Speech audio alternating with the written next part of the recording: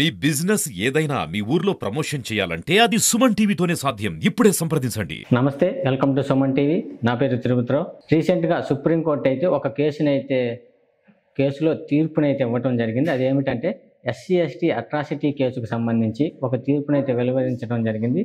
SC ST atrocity కేసుకు నేర నిరూపణ జరగాలంటే బహిరంగంగా దూషించినట్లయితేనే దానికి కేసు అయితే ఫైల్ అవటం అనేది జరుగుతుందని చెప్పడం అయితే జరిగింది. దీని గురించి మనతో పాటు ఉన్నారు ప్రముఖ అడ్వకేట్ అయినటువంటి నాగేంద్ర శర్మ సార్ గారి మాటలు అడిగి తెలుసుకుందాం.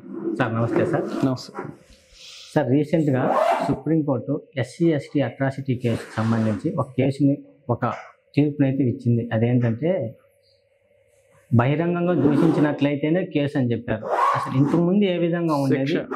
ఇంతకుముందు అయినా ఇప్పుడైనా కూడా అట్రాసిటీ అనేది ఏంటంటే జనరల్గా ఒక వ్యక్తిని ఉద్దేశపూర్వకంగా దూషించటం కానీ, ద్వేషించటం కానీ, భౌతిక దాడి కానీ వాళ్ళ చట్టాల ప్రకారం చేసినట్లయితే అది నేరం. అయితే ఇక్కడ నేరాన్ని ఏ విధంగా అనుమానించాలి అనే దాని మీదట కొన్ని సందేహాలు చాలా వరకు ఉన్నాయి. ఈ సందేహాల్లో ముఖ్యంగా భూమికి ఏంటంటే,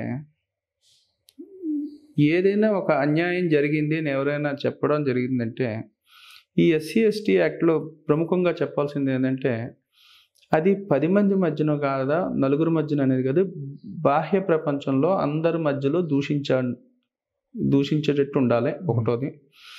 రెండోది ఏంటంటే ఈ చట్టానికి ఎస్సీ ఎస్టీకి సంబంధం లేని వ్యక్తి అంటే ఓసీ కానీ వేరే అదర్ కాస్ట్ కానీ వ్యక్తి అక్కడ సాక్ష్యానికి ఉండాలి. వాళ్ళ సమక్షంలో ఈయన దూషించడం కానీ, ఈయనపై దాడి కానీ జరిగినట్టుగా కానీ ఆయన సాక్ష్యం చెప్పగలగాలి. 4 గోళ్ల మధ్యలో జరిగిన దానికి కూడా కేసు సాక్ష్యం ఉన్నట్టయితే వేరే వ్యక్తి. సుప్రీంకోర్టు ఇచ్చిన తీర్పులో ప్రధానంగా చెప్పింది ఏంటంటే 4 గోళ్ల మధ్యలో జరిగింది కాబట్టి అది దూషణ కాదు అని చెప్పి అన్నారు. అది కేసు టు కేసు ఉంటుంది. మీరు ప్రతి కేసుని దాంట్లోనే అన్వయించక్కర్లేదు. ఎందుకంటే ఒక గవర్నమెంట్ ఆఫీస్ ఉంటుంది. గవర్నమెంట్ ఆఫీసులో అందరూ ఉంటారు.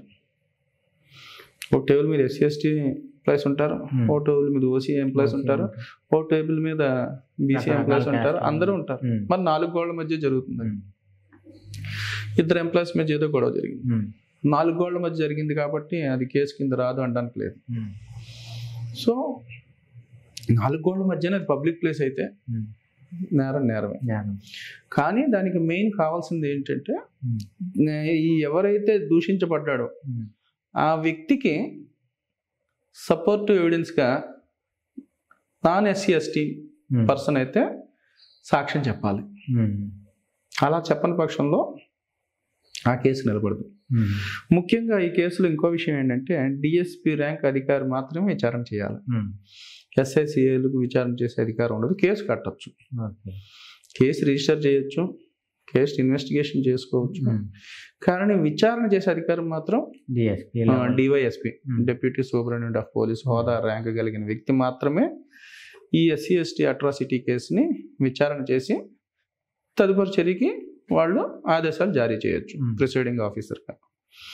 ఇటువంటి సందర్భాల్లో సుప్రీంకోర్టు ఈ మధ్య ఇచ్చిన తీర్పు ఏంటంటే 4 గోళ్ల మధ్య జరిగిన దానికి సరైన సాక్ష్యం లేదు కాబట్టి ఆ కేసును కొట్టడం జరిగింది తప్ప 4 గోళ్ల మధ్యలో జరిగింది, అంతేగాని ఎస్సీ ఎస్టీలు ఆయన చట్టంలో ప్రకారం ప్రూవ్ చేయబడలేదు అనేది తెలియజేశారు అక్కడ. కానీ వేరే కులస్తుడు అక్కడ కానీ ఉన్నట్లయితే, ఆయన కానీ ఆ సాక్ష్యాన్ని చెప్పినట్లయితే ఆ 4 గోళ్ళు అనేది ప్రభుత్వ కార్యాలయం అయినా కావచ్చు, ఒక సినిమా థియేటర్ అయినా కావచ్చు, ఒక మాల్ అయినా కావచ్చు, ఎక్కడైనా జరగచ్చు. 4 గోళ్ళని కేసు తీసేయలేం కదా. పబ్లిక్ ఆఫీస్ అవ్వచ్చు, స్కూల్ అవ్వచ్చు.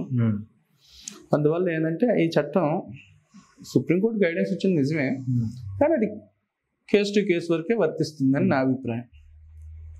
సో ఒకవేళ కేసు నిరూపితం అయినట్లయితే అటువంటి వారికి ఎటువంటి శిక్షలు పడే అవకాశాలు ఉంటాయి? మినిమం 7 ఏళ్ళు జైలు శిక్ష పడుతుంది తప్పు చేసినట్లయితే. ఆ తప్పు నిరూపణ చేసినట్లయితే అట్రాసిటీ కేసులో 7 ఏళ్ళు మినిమం జైలు శిక్ష అయితే పడుతుంది. Okay, thank you sir, thank you very much.